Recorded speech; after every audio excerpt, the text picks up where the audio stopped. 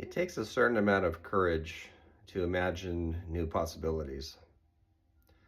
This is the second video in my series on stories that re-enchant. Some time ago, Ursula K. Le Guin wrote an essay called "Why Are Americans Afraid of Dragons?"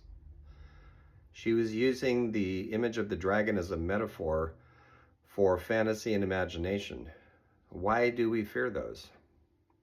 Why do we disparage them? Why do we say that fiction is escapism, that games are escapism?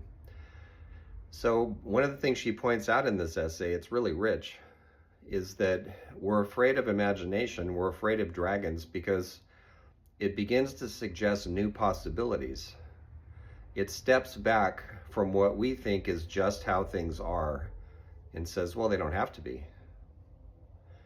And once we start to think that way, and new possibilities appear, you may think it's an entirely positive feeling thing, but often the first thing people feel in a situation like that is fright. What if I really don't have to live like this?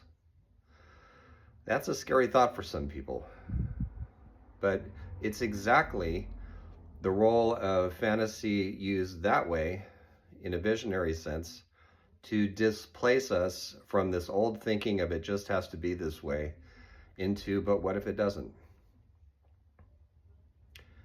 So I grew up in a place where fantasy and fiction and imagination were disparaged as escapism. We've all heard that word. Tolkien came along in one of his essays and said, wait a minute. Don't mistake the escape of the prisoner for the flight of the deserter. There's a reason why we try to escape from things that are intolerable.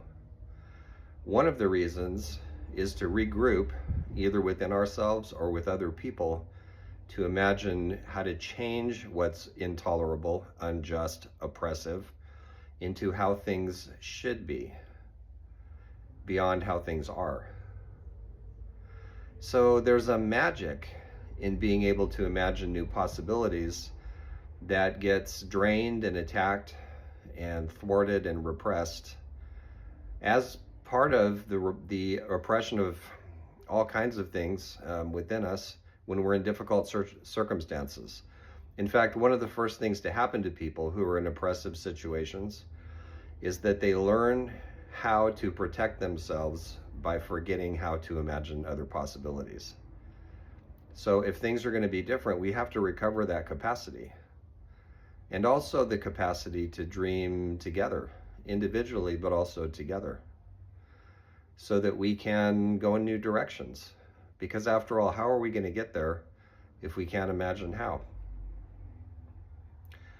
So if you face new imaginings, if you have fantasies about how things are, and you're afraid to tend them, you're in good company. A lot of us feel that way.